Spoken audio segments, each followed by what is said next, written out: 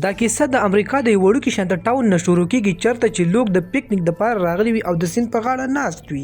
خو د دغه خلکو ناڅاپه یو بوټ په یعنې کشتۍ په نظر راشي چې پکې چلولو والا څوک نه وي، خو پکې یو مړی پروت وي او د مړي حالت ډیر زیات خراب وي، ډیر څخه بوی ته خیږي او باډي ډیره بېحده خرابه وي. کله چې دغه بوټ خلکو ته نږدې شو، مړی ډیر خراب حالات کې و. لږ وخت کې د پولیسو مشر هاکینګز هلته راورسېدو. د هغه راتلو نه مخکې پارنیز افسره هم راغلی وه. هغې ماکینز ته وویل مړی ډیر بد حالات کې دی، د بدن هډوکي پکې نشته، یوازې غوښه پاتې ده. دا ډیر عجیبه کیسه وه. داسې ښکارېده لکه چا چې هډوکي ترې پخه په اسانۍ سره ویستلي وي. مړی د پوسټمارټم لپاره ولېږلی شو. د جیکب په نوم ډاکټر یې معاینه وکړه. د معاینې نه وروسته هاکینز جیکب ته وایي چې داسې ښکاري لکه هډوکي چې چا ډیر په احتیاط سره د بدن نه ویستلي وي، خو د فکر خبره دا وه چې دا کار به یې څنګه کړی وي. جیکب د مړي د بدن څخه د مچۍ په شان یو وړوکی ګونګټ بیا مونده. دغه ګونګټ یې په یو ډبي کې بند کړو او ډاکټر ته یې ورکړو چې دا ته وساته، کیدای شي دا د دې کیس ثبوت بیا مون شي. او د دې ګونګټ په وجه یې د مرګ سبب هم معلوم کړو. څه لږ وخت پسې د نوم پته هم ولګېده. د ده نوم پاسیز و. هغه یو ساینسدان و چې څه موده مخکې د اوسېدلو دپاره دلته راغلی و، او د ده بټوه او نور سامان یې هم په دغه کشتۍ کې وموندلی شو. مخکې هغه په یو پوهنتون کې پروفیسر و، خو د هغې وروسته یې هر څه پرېښودلي وو او یوازې د سیند په غاړه په ځنګل کې ژوند کولو. د دې قیسې د ښه تحقیق لپاره هغه سړي کور ته لاړو. وروسته موږ د دې د میګ په نوم یو جینۍ ونیو چې د هاکینز پخوانۍ ګرلفرینډ وه. د میګ د پولیسو لپاره په ځنګل کې د لارښودې په توګه کار کوو. هاکینز ته له میګ سره ولیده او د دې قیسې ټول معلومات یې ورسره شریک کړل. میګ هغه ساینسدان ته وپېژنده او شاوخوا یو کال مخکې میګ د هغې ساینسدان سره د هغه ځایونو سامانونه په راوړلو کې مرسته کړې وه. میګ وویل چې دا ساینسدان یو ډیر پخوانی ایکسپریمنټ کار کوو، خو د هغې په اړه ورته ډیر معلومات نه وو. هاکینز له میګ څخه وغوښتل چې د موږ سره لاړه شي ترڅو موږ ته نه ښه معلومات والو، او میګ سمدستي ومنله. هاکینز جیکب ته ویل چې ورسره لاړ شه. د بلټۍ په لپیل نه مخکې هاکینز ځینې معلومات راټول کړل، خو همدغه وخت یو بل ایکسپریمنټ کوونکی خبر هم ورته معلوم شو. د دې ساینسدان یوه وړه لور هم وه چې شاوخوا یو کال مخکې ورکه شوې وه، او تر اوسه پورې یې هېڅ پته نه لګېده. او دیو د خپل سامان تیاری نه پس ځنګل ته لاړو چې په لاره کې کوني ته کال راغی او ورته وویلی شو چې هغه پرونی ګونګټ چې مړ شوی و هغه بیا ژوندی شوی دی. او د کوني پوښتنه وکړه چې آیا دا حشره خود له عبرتونو ازموینو لپاره ولېږئ که نه، خو هاکینز ورته وویل چې تر هغه پورې صبر وکړه چې زه بیرته درشم. هغې دا هم وویل کله چې دې ساینسدان لور ورکه شوه نو د هغې د ښځې ذهني حالت خراب شو او 3 میاشتې په روغتون کې تیر کړې.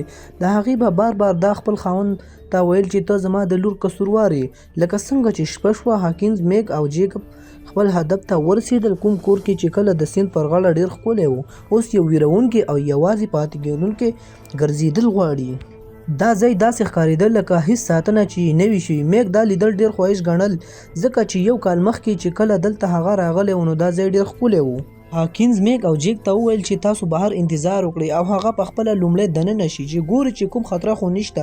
هغه غږ وکړي کیدای شي څوک دننه وي، خو څه اواز رانغی. ټول سامان او فرنیچر هر لور ته ګډوډ پراته وو او په ښکاره معلومېده چې دلته ډیر وخت راهیسې هیڅوک نه اوسېږي. کله چې هاکینز د دې ځای بلټنه شروع کړه نو ډیر عجیبه شیان په لاس ورغلل، لکه چې چت په خوځېدو وي، داسې ژوندی وي. زر وروسته هاکینز او داسې توګه ګوته وموندله چې دروازه یې ډیره کلکه تړلی شوې. دا دروازه همدا خلاصه نه کړه او دا سوچ یې وکړو چې شپه ډیره ناوخته ده. فکر یې وکړو چې بیرته به لاړ شو، خو بیرته تلل ورته ښه ښکاره نه شو او سوچ یې وکړو چې همدلته به شپه تیره کړو. خو د دې ځای فضا او عجیبه یرونکي او کور ته دننه ګرځېدل پر مهال عجیبه او یرونکي غږونه اورېدل کېدلی شو. دیو چې ګرځېدل نو عجیبه او یرونکي غږونه یې اورېدلی وو. هاکینز وویل چې د ویرې خبره نه ده، ښه ده دا موږ د مګک یا د راغون غږ دی. خو په اصل کې ویره نوره هم زیاتېده. ناڅاپه د کینټین څراغونه بل او بل په مړه کېدلو شروع شول چې ساه لاره ډېر عجیبه او ویرونکې کړه. لږ وروسته هغې ته د بیسمنټ لاندې خونې دروازه ښکاره شوه. هغې فکر وکړو چې دلته خو هیڅ هم خوب نه راځي، نو راځئ چې بیرته ځنګل ته لاړ شو. دیو فیصله وکړه چې بیرته نه ځو خو لاندې به کوز شو. کله چې هغوی 20 منټه ښکته شول نو هلته یې یو غټه د برېښنا خو جوړولو ماشین ولیدو، یعنې د بجلۍ جوړولو ماشین یې ولیدو. دا عجیبه ماشین لکه د لوی صنعتي چارجز په شان ښکاره کېدو، خو دا چې دا ماشین څه کار کوي دا خبره هغوی ته هم نه وه معلومه. دیو ته دا هم معلومه نه شوه چې دا ماشین څه کار کوي، خو دا ډیر زورور او خطرناک ښکاره کېدو. هاکینز چې مخکې کوم تحقیق کړی و نو په هغې کې داسې د یو ماشین یادونه شوي وو. کله چې دیو د کور د پخلنځي یعنې د کیچن لټنه وکړه نو ویلي ده چې المارۍ په سر تارونه بره تللي دي. دیو ونښته چې دا ماشین به زموږ په خیال په بره کوټه کې وي، همهغه کوټه کومه چې هاکینز ته مخکې تاله ښکاره شوه. ناڅاپه په خپله خلاصه شوه. هاکینز خپل ملګري راوبلل او درې واړه دننه لاړل. په دیوالونو یې عجیبه او نااشنا عکسونه ولیدل چې جادو او تور عملونه نښې پرې جوړې شوي وي، خو ورسره د ساینس پورې تړلي شیان هم موجود وو. داسې ښکاره کېدل لکه چې ساینس او تور جادو سره کېدای شي. هلته ځینې عکسونه دومره ویرونکي وو چې د زړه لړزونکي شو. دیو لا لټون کولو چې ناڅاپه یو مکری یعنې یو مچۍ جیکب په خوله وچیچلو او جیکب ویرېده او ورخطا شو او له کوټې بهر منډې کړې. هاکینز کوني ته ټلیفون وکړه او ورته وویل چې معلومه کړه دا عجیبه کور چا جوړ کړی دی، خو د چت نه راتلونکي الکترو مقناطیس د دیو د ټلیفون سیګنل کټ کړل. هلته د جیک او هاکینز ترمنځ د میک په اړه لږه کشمکش وه. په اصل کې د هاکینز نه مخکې د میک د جیک ملګری وه، یعنې دوستانه یې ورسره. جیک لا هم تر یوې اندازې پورې له هغې سره مینه لرله. د همدې له امله د دیو ترمنځ فضا لږه عجیبه شان وه. کله چې هغوی د خوب لپاره تیار شو هاکینز وویل چې ښه به دا وي چې درې واړه په یوه کوټه کې ویده شو. که کومه خطره راشي نو ټول به په یو ځای مقابله وکړو. خو میګ ویل چې نه، زه ستاسو سره ویده کېدل نه غواړم، زه به ځان له په یوازې کوټه کې پاتې شم. له دې هر څه وروسته دیو څه خطرناک اوازونه واورېدل چې له هغې وروسته دیو بهر راووتل نو ناڅاپه یو ښځه بندوق په لاس ولاړه وه. د دغې ښځې نوم لینډا و. دا ښځه بل څوک نه لینډا وه. لینډا د ډاکټر کول پارسن میرمن وه. هغه دلته د خپل روش شوي میړه په لټون کې راغلې وه. هاکینز هغې ته وویل چې زه پولیس یم او ستا میړه مړ دی، د سیند په غاړه موندلی شوی دی. لینډا پوهه شوه چې دا خلک د هغه ته هیڅ زیان ونه رسوي. موږ به هغه ته هیڅ زیان ونه رسو. نو هغې خپل ټوپک ښکته کړو. کله چې دوی خبرې کولې میک 20 منټه لاړو تر څو د کابین بجلي بیرته را پرېږدي. کومه لاره پیدا کړي. همهغه وخت موږ هلته یو ماشوم ویرونکی څیرې ولیدو. د میک پسې روان شو. میک یوه ګوډۍ وموندله، له ځان سره یې راواخیسته. په همدې وخت د هاکینز ولیده چې د جیکب هلته نه دی، نو هغه پسې بهر ته ووتو. میګ او لینډا بره منډې کړې چې لاړو نو جیکب یې ولیدو چې په یو عجیبه ماشین کې نښتی دی. نو ویې کتل چې جیکب اوس هغه پخوانی جیکب پاتې نه شو. هم په دغه وخت کې لینډا د خپلې ورکې شوې لور اواز واورېدو چې د بره کوټې نه خپلې مور ته اوازونه کوي. جیکب د ماشین راویستلو نه پس هاکینز او نورو خلکو د جیکب نه څه پوښتنه وکړه چې ته په دې ماشین کې څنګه ونښتې او ته بره کمرې ته اخر څه لپاره تللی وي. جیکب ورته په جواب کې وویل چې زما د زړه زور نشته، خو ما ته هیڅ پته نشته چې دا څه څنګه وشو. لینډا هم د دغه ماشین مخې ته ولاړه وه او په یاره یاره یې ورته کتل. میګ هم د لینډا خواله راغله او پوښتنه یې ترې وکړه چې دا ماشین څه شی دی. دا د بجلۍ چلونکی یو خطرناک ماشین دی چې دا ډیر زور کوي. ورته وی چې دا ماشین د انسانانو لپاره ډیر خطرناک دی او د مرګ سبب یې هم جوړېدی شي. او بیا یې لینډا هغې کمرې ته بوتله چېرته چې هغه عجیبه او ناشنا او غریب تصویران لګېدلي وو. لینډا چې دا هر څه ولیده نو نوره هم ویرېده او دا یې محسوسه کړه چې دا کار خو د هغه نه دی، ځکه چې دا د خپل خاوند سره 10 کاله پاتې شوې وه. او ټولو ته یې وویل چې دا کار زما د خاوند نه دی. دا نوره هم ویرېده او وویل چې زما خاوند په څه جادو کې ګیر دی. په دغه ځای کې هاکینګ ته یو لیپټاپ میلاو شو چې په هغې باندې یو پاسورډ لګېدلی و. جیپ لینډا ته وایي چې ما سره په دې پاسورډ کولاویدو کې مدد وکړه. خو لینډا په کړکۍ کې بهر ګوري چې بهر یې وکتل نو یو ناشنا څیز په نظر راغی چې دا ویرېده او بهر طرف ته یې منډې کړې. لینډا خپل خاوند ولید او د خاوند د لیدلو نه پس یې بهر طرف ته منډې کړې. کله چې دا بهر ته لاړه نو خپل خاوند یې یو زوردار او تیزه څپېړه باندې ووهو. کول ورته غلط جواب ورنه کړو. ورته یې ویل چې ستا غوسه جایز ده، ووهه نور هم ما ووهه. د دې نه پس دیو دننه لاړو او په آرام سره کېناستل ټول. او دیو د کول نه تپوس وکړو چې ته دومره عمر چېرته وي او دا د کور حالات ولې داسې خراب دی. بیا یې ورته د ډیډ باډۍ هغه په سیند کې چې موندلې وه د هغې قصه هم وکړه. کول دا هر څه په خندا راواړول او د هغه ماشین په باره کې یې هم څه صحیح معلومات ورنه کړل. په سټیشن کې یې کاڼي هیڅه کوله چې د هاکینز سره اړیکه ونیسي چې هغه مچۍ پرون چې موږ د مړي په بدن کې نیولې وه هغه ژوندۍ شوې ده او 2 مچۍ ترې جوړې شوي دي. دا هر څه د کول د ماشین کمالات ښکارېدل او د جیکب حالات ورځ تر ورځه ورو ورو بدلېدل او څه خطرناک ورته جوړېدل. او د نوکونو بدلېدو سره یې په سر کې هم بدلون راغی. د هغه په نوکونو نور نوکونه راوختل او په سترګو یې هم څه عجیبه شانتي 2 څیزونه ښکاره کېدل شروع شو. خو داسې معلومیږي چې دا ټول کمال د هغه ماشین دی. هاکینز د کول نه ډیر زیات سوالونه وکړل خو کول ورته د څه جواب ورنه کړو. اخر دا چې لینډا هم د کول نه تپوس کوي چې ته دومره عمر چرته وي خو کول جواب نه ورکوي. او اخوا جیکب هم د کول خبرې داسې اوري لکه دا چې د نوکر وي.